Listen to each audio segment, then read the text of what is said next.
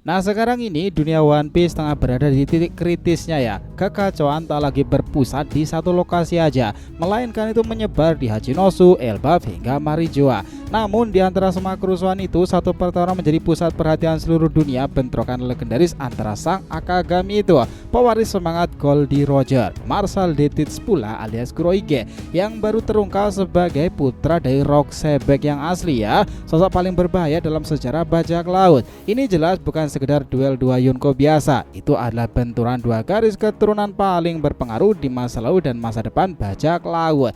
Nah seiring pertarungan itu berlangsung ya nakama, peristiwa besar lain juga mengguncang fondasi dunia. Marijoa sendiri sabo menghadapi kesatria suci Samrock dalam duel beresiko tinggi, sementara Dragon bertarung habis-habisan melawan Vigarland Garli. Kita lihat di Elbapnya para raksasa berjuang mempertahankan negeri mereka, bahkan melawan Im Sama sendiri ya nakama. Armada revolusioner, Seraphim dan para komandan topi jerami bergerak secara serentak nih. Semua titik api ini menyatu dalam satu narasi besar. Perang akhir era telah dimulai. Yang menjadi pernyataan di sini itu hanyalah siapa yang akan bertahan hingga akhirnya nanti.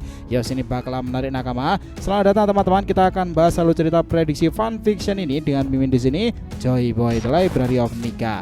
Let's go, kita mulai ceritanya.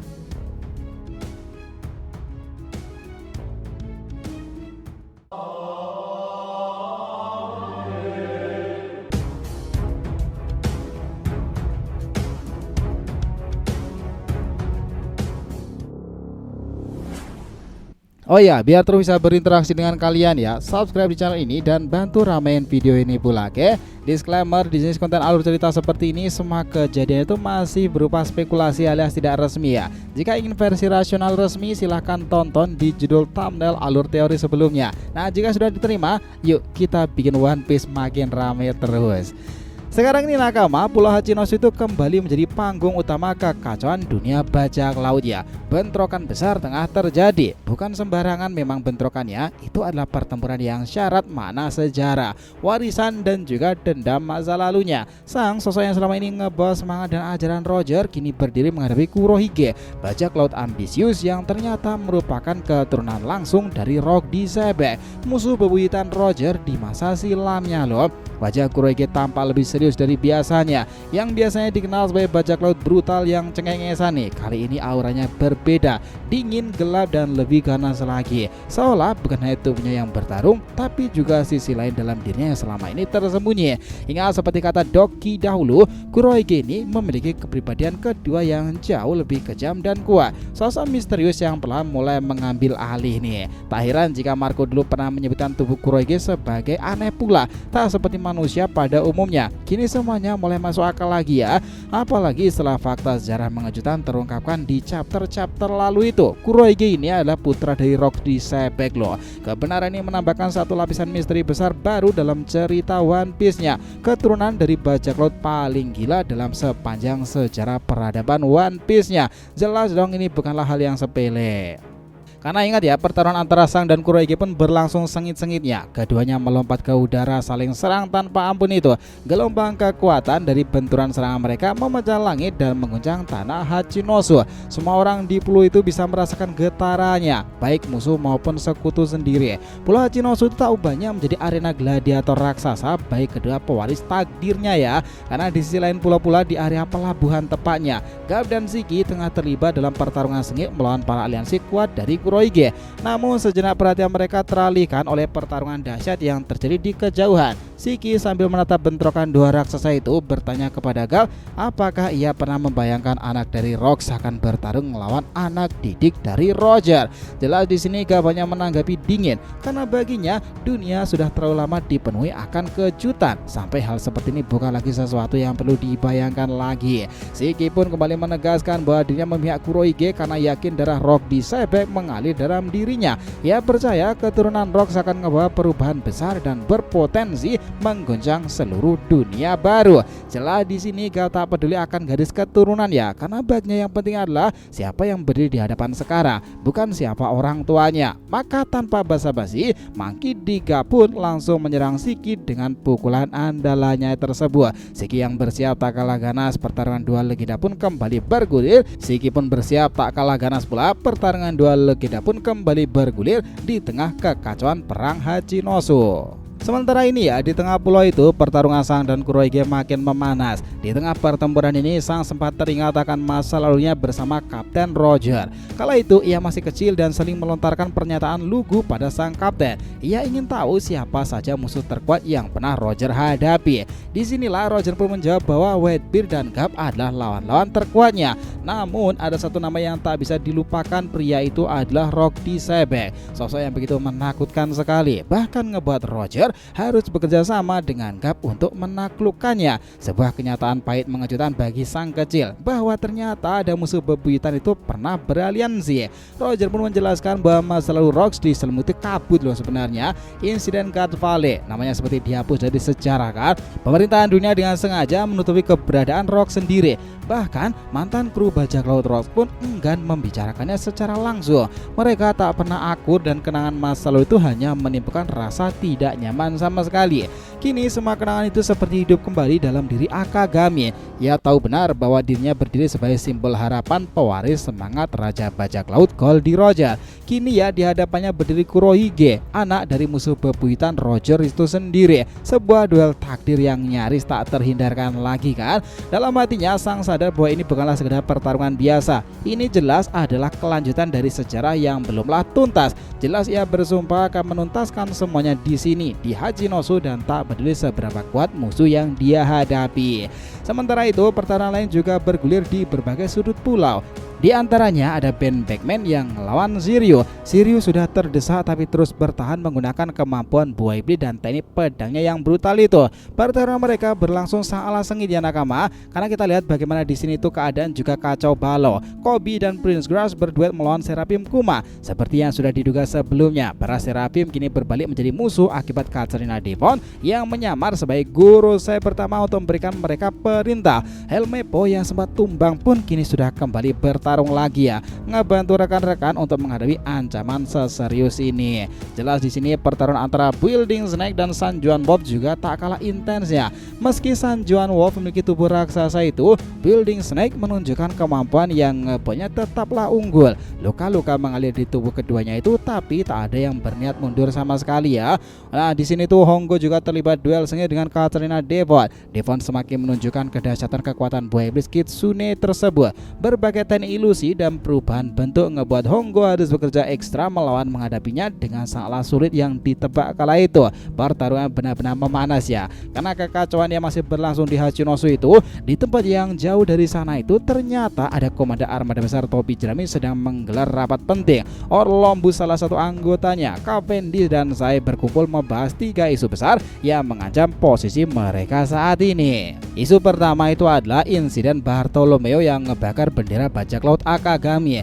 Jelas inilah momentum ini membuat hubungan insiden antara armada besar dengan kelompok Sang menjadi genting. Namun Orlombus meyakini ini hanyalah masalah pribadi antara Bartolomeo dan juga Akagami, bukanlah konflik kepentingan kelompok. Topik kedua jelas adalah tentang pergerakan Luffy di Elbaf. Para komandan mempertimbangkan apakah mereka juga harus menuju ke sana untuk memberikan dukungan pula. Isu terakhir adalah tentang gejolak konflik besar yang kini melanda dunia baru. Mereka menyadari bahwa era baru sedang dimulai. Mereka harus menentukan posisi secepat mungkin kan. Nah areanya memang benar-benar mengerikan sekarang ini nakama. Di sini langsung berpindah ke Pulau Elbaf ya. Medan perang juga makin panas-panasnya. Para prajurit raksasa dari berbagai desa terus berdatangan untuk mempertahankan tanah mereka. Salah satu di antaranya menonjol karena kekuatan di atas rata-rata. Ia berhasil mengalahkan banyak monster mimpi buruk dengan sangat cepat. Prajurit itu pun berhasil menembus hingga ke lokasi Imsamaya. Dari jarak dekat ia bisa merasakan aura dan haki mengerikan di sosok yang disebutkan sebagai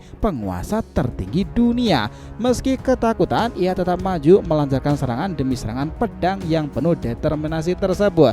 Namun semua itu tak berarti bagi Imu ternyata. Sosok ini dengan tenang menangkis semua serangan-serangan ini, lalu mulai membalasnya pula. Dari trisula miliknya muncul lingkaran sihir yang menembakkan rentetan bola meriam yang menghancurkan area sekitar. Kayaknya ya bola dan juga rentetan sihir-sihir itu berasal dari Abyss tersebut nakama. Usopp yang tengah terikat hanya bisa menyaksikan dari kejauhan. Ia panik sebenarnya, takut prajurit raksasa itu akan kalah. Karena di sisi lain para raksasa itu juga sedang bertarung melawan Sommer yang ikut teralihkan perhatiannya. Momen itu pun dimanfaatkan oleh Sommer untuk menyerang mereka semuanya sekaligus. Nah, Jewelry Bonnie yang sedang bertarung melawan monster mimpi buruk pun hampir celaka karena ledakan tersebut.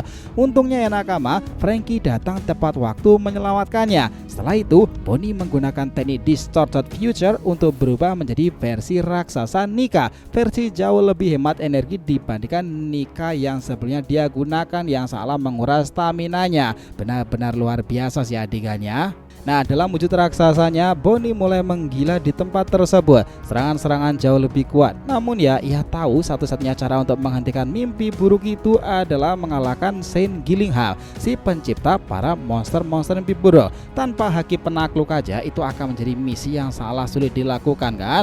Nah, di sini itu ya, prajurit raksasa yang terkena serangan dari Im Sama ternyata masih bisa bertahan. Dengan luka parahnya itu, ia masih berdiri dan kini rasa percaya dirinya itu mulai digantikan oleh kehati-hatian. Ia sadar betul lawannya bukanlah orang biasa. Jelas ia harus lebih cerdas jika ingin bertahan hidup di tempat itu.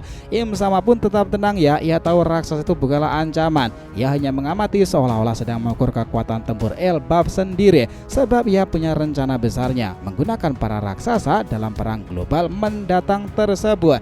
Nah, segalanya kian aja menarik. Di pusat dunia One Piece, tempat yang menjadi simbol kekuasaan tertinggi, sebuah pertempuran dahsyat tengah berkecamuk ya. Marijoa, markas pemerintahan dunia, pasukan revolusioner tanpa gentar menantang para pemegang kekuasaan, termasuk Garling yang kini menjabat sebagai Gorosei barunya. Di antara deru pertempuran itu, satu duel mencolok menarik perhatian. Sabo ngelawan Shamrock, ya kakak dari Luffy dan juga kakak dari Sang sendiri, salah satu pemimpin kesatria suci yang baru kan. Shamrock yang dikenal memiliki kekuatan luar biasa mulai menekan Sabo dengan teknik-teknik baru yang lebih mematikan. Latar belakang sebagai saudara kembar Sang sendiri nih, wibawa sebagai pemimpin kesatria suci memang tak terbantahkan. Sabo pun sadar betul bahwa ia tak akan bisa sembarangan menghadapi lawan ini. Nah, dalam kondisi terdesak, ia memutuskan untuk menonaktifkan sementara mode awak geni api birunya yang selama ini jadi andalan tempurnya pula ya nakama. Alasannya itu sederhana, teknik awak geni itu menyerap energi terlalu cepat.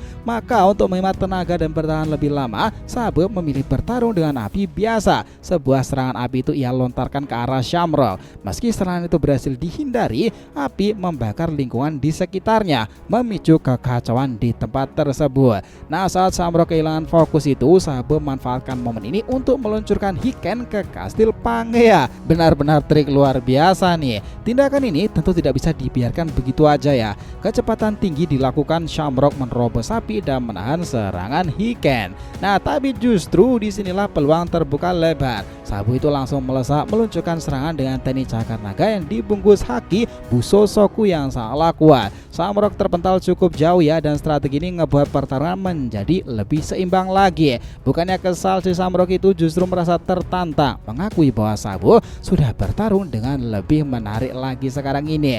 Lainnya wakil komandan pasukan revolusi sejati nih, menurutnya hanya mengandalkan kekuatan buah iblis tidak akan cukup. Tapi Shamrock juga memperingatkan trik yang sama tidak akan berhasil dua kali. Ia menantang Sabo untuk lebih kreatif dalam pertarungan pula. Disinilah armah pertempuran makin pekat lagi ketika Shamrock memancarkan aura haki luar biasanya nakama. Kini ia bersiap untuk bertarung lebih serius lagi intens. Aura itu bahkan sampai dirasakan oleh Garling dari kejauhan yang tengah bertarung melawan Dragon ya. Karena di sini sebagai ayahnya, Garling berharap Shamrock tetap bisa mengontrol kekuatan agar tidak menghancurkan lebih dari yang diperlukan di tempat itu. Pasalnya, meski Insama tidak keberatan dalam kehancuran di Marijoa nanti itu, tetap aja ya kastil Pangea harus dilindungi. Serangan besar boleh dilakukan asal tidak membahayakan struktur vital pusat kekuasaan dunia.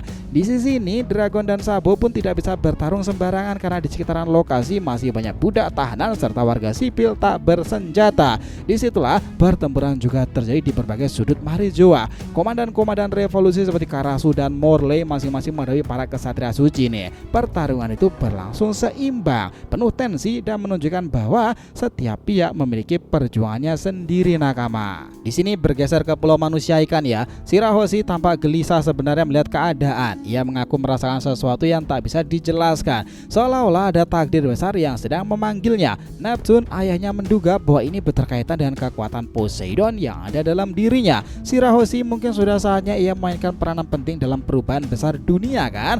Disitulah semuanya menjadi menarik. Sementara itu di Pulau Hachinosu, pertempuran besar lain tengah berlangsung. Salah satu kru Akagami bernama Hongo tengah bertarung melawan Sarabi Mihao nih, atau bahkan Eishao itu sendiri. Ia dengan cermat memperhatikan nyala api di punggung lawannya, karena itu menjadi indikator pusat ya kekuatan pertahanan ras Lunarian. Bila apinya menyala, pertahanannya kuat. Bila padam, kecepatannya akan meningkat. Nah, Rockstar pun juga berada di tempat yang sama membantu anak buah Akagami yang terluka. Ia menyerahkan pertarungan besar itu kepada Hongo, sementara ia fokus ngebantu yang lainnya. Disitulah di sisi lainnya Ben Beckman bertarung melawan Shiryu. Meski Shiryu menggunakan banyak teknis kuat, Ben tetap saja unggul. Shiryu pun mundur untuk mengumpulkan energi lagi, tapi sebelum pergi ia mengirim pasukannya untuk mengganggu Ben Beckman. Jelas ya, sebenarnya Ben itu mengatasi mereka dengan teknik bela diri sederhana tanpa menguras haki manapun dan menggunakan peluru. Semua itu dilakukan demi efisiensi tenaga. Setelah mengalahkan mereka, tiba-tiba Kizaru muncul dan menyerangnya lagi. Jelas dengan sigap Ben menangkis serangan itu dengan senapan yang ia gunakan sebagai perisainya. Kini fokusnya beralih bukan lagi mengejar Shiryu, tapi menghadapi Kizaru yang muncul sebagai ancaman besarnya pula. Nah, segalanya bakalan seru aja nih. Di bagian bawah Redline sendiri, di lautan yang membentang luas, pertempuran antara armada angkatan laut dan pasukan revolusi berlangsung sengit. Satu kapal dari pemerintah dunia tampak berlayar menjauh menghindari konflik. Kapal itu ngebawa agen-agen CP0 dengan misi pentingnya mencari Nefertari Vivi. Sebelumnya beberapa agen CP0 tengah dikalahkan oleh komandan-komandan armada besar bajak laut Tobi Jerami. Meski demikian ya nakama, laporan sempat dikirim sebelum mereka tumbang, maka agen baru segera dikirimnya. Mereka menyadari bahwa pendahulu mereka telah dikalahkan. Kini misi menemukan Vivi menjadi prioritas utama ya. Ketegangan juga meningkat di area sekolahan Walrus. Di sanalah seorang prajurit raksasa dari Elbaf bertarung berlangsung sangatlah sengit ngelawan Im sama. Sebelumnya itu ia berhasil mengalahkan banyak monster mimpi buruk ya. Sayangnya serangannya berhasil ditangkis dan dibalas satu tebasan kuat oleh Imo. Namun prajurit ini masih berdiri penuh tekad di tempat itu nih. Dengan sisa tenaga yang meluncurkan teknik tebasan kuat mirip Ikoku Big Mom sendiri itu, tapi kekuatan itu masih kalah jauh. Im sama menangkisnya dengan trisula yang mengeluarkan lingkaran sihir lagi. Kali ini bukanlah meriam tapi gelombang energi yang melontarkan sang prajurit jauh ke belakang. Disinilah ya Somber tuh menyaksikan hal itu hanya bisa tertawa saja, menyebutkan bahwa menantang Im sama secara langsung adalah tindakan konyol. Sebagai kesatria suci ia paham betul level kekuatan Imu itu, bahkan dalam tubuh Gunko aja kekuatannya sudah luar biasa di luar nalar. Gillingham yang sedang memantau pertempuran Frankie Boni pun turut mengomentari. Ia memperingatkan bahwa melawan musuh level Im sama bukanlah tindakan bijak. Prajurit raksasa itu belumlah menyerah dalam konflik terluka itu, ia kembali berdiri. Serangan tadi memang kuat, tapi tubuh raksasa memiliki daya tahan luar biasa. Imu sendiri belum menunjukkan kekuatan penuh karena ingin menguji sejauh mana kekuatan prajurit Elbaf generasi sekarang ini. Kini prajurit itu bersiap melepaskan jurus pamungkasnya, mempertaruhkan segala-galanya kan. Karena kita lihat di sisi lain dunia, tepatnya di Elbaf itu, salah satu desa sedang mengalami ancaman serius. Para prajurit muda kewalahan menghadapi monster mimpi buruk yang terus bermunculan. Di tengah kepanikan itu, sang kepala desa turun tangan. Meski sudah tua, kemampuannya masih luar biasa ya. Semangat juang dari para raksasa itu benar-benar mengesankan. Begitulah gambaran kondisi dunia konflik sekarang ini, dan pusat dari semua kekacauan ini ya jelas ada di tanah raksasa Elbafnya. Sesuatu yang selalu menjadi daya tarik menarik sendiri dengan sang dewa matahari nikah kan. Segalanya benar-benar mengesankan sekarang ini nakama. Sepakat tentang bagaimana penggambaran ini? Itulah tadi bagaimana penjelasan perang One Piece yang sudah dimulai di berbagai titik konflik besarnya. Terima kasih banyak telah mengikuti cerita ini sampai akhir. Jika kalian punya pendapat, langsung aja komentar di bawah ya, dan kita akan usahakan respon. Oke, sampai jumpa di video selanjutnya nakama, dan Joy Boy sang nikah telah kembali ke peradaban One Piece.